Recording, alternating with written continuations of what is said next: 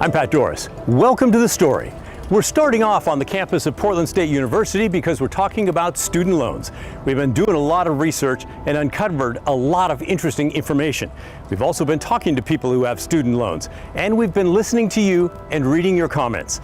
There's certainly a wide diversity of opinion on this one. Ready? Let's dive in. Before we go too far, let's set the scene in Oregon. The group Student Borrower Protection Center crunched numbers from the Federal Reserve and the census for every state. They report in Oregon there are 552,100 people with student loans. The average balance is $37,900. The total debt owed by everyone in Oregon is nearly $21 billion. Also, not everyone's keeping up. The group reports 8% of borrowers are in default. That pencils out to 44,168 people. Debbie, she asked that we not use her last name, is keeping up. But she's still struggling to pay off her loan from the early 2000s. I was looking to get back into the workforce after raising my kids. And so I went to college, or did 4 years, and in 4 years, and took out $26,000 worth of loans. Okay, I set up those loans on an automatic repayment plan. So they automatically come out of my bank account every month, so I don't have to think about sending a check. So my payments have been $200 a month, and I've been paying on that loan for 16 years. And now my balance is still $23,000. With such a low monthly payment, interest on the loan is killing her, as it is many student loan borrowers. Debbie started with $26,000 in loans, but using her numbers has now paid $38,400 over the last 16 years. But her loan balance only went down $3,000. All that other money, $35,400, went to interest payments. When you look at the amount of interest that you've paid versus the amount of principal, does that make you a little sick? Yes, it does. It really does. I mean, I almost feel like I could have just taken out a personal loan and been done with it by now. She's thrilled with President Biden's plan to cut $10,000 off her balance. So too is Tammy Fierro, a senior at Portland State, getting a degree in environmental sciences. Her current loan balance feels enormous. Oh, about $40,000. Unfortunately, I'm a transfer student, so a lot of my loans actually came from my previous institution. Yeah. And how do you feel about that number? It's a pretty big number. It feels almost insurmountable, even though I know a lot of people have more loans than me, for sure. Tammy said her high school grades were bad, and her choice was borrow the money for college or don't go. She's happy she went, but would love it if $10,000 were forgiven.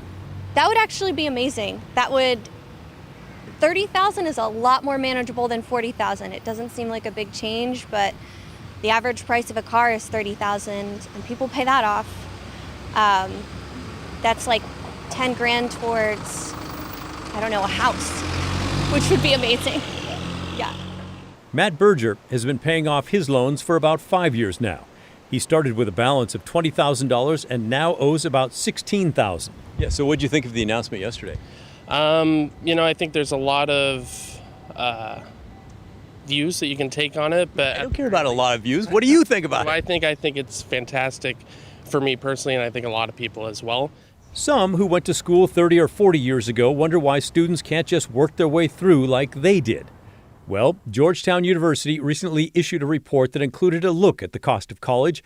In this graph, that blue line shows the percentage increase in college costs since 1980. The yellow line on the bottom shows the percentage change in the amount of money that people 22 to 27 have been able to make since 1980. That enormous gap in between the two, that's a big part of the problem. Viewer Rick Lindsley ran his own version of that graph and came up with the same result. His daughter, now a senior in college, simply could not pay her way through school like he did. In fact, costs went up so much, the family college fund was not enough. We had a college fund set up for her, but it was woefully underfunded because we started it, 20 years ago, and we thought the costs would be less, and we were wrong. So she's having to work 20 to 30 hours a week just to make ends meet. Which is not to say it's impossible. Hannah Morelos is a senior who owes $7,000. It's a low number for a senior, yeah. She's one of 11 children, only the second in her family to go to college. She started with 2 years of community college and used Pell Grants, scholarships, jobs, and more to pay most of her way through.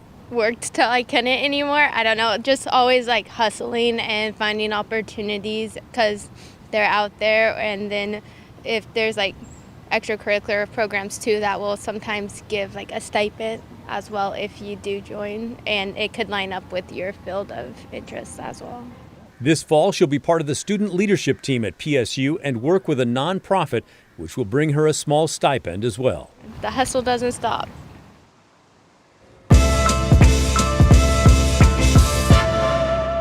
That Hannah is an impressive go-getter, very impressive. I told you the average loan balance in Oregon is $37,900 for student loans. Well, we took a look across the country, and that average is the highest of any in the western states, and it's 9th highest in the U.S. By the way, we're not trying to pick on Portland State. They just happen to be the closest university to us from right here, and they're also one of the biggest in the state. You certainly had a lot to say about student loans and forgiving $10,000 or $20,000. Michelle does not like it. She wrote, "I would have loved to have gone to a swanky ivy-covered college, but I opted for an education at a state university, and I worked part-time while carrying a full load for 4 years. Didn't have to go into debt because my parents taught all us kids to save every penny we earned."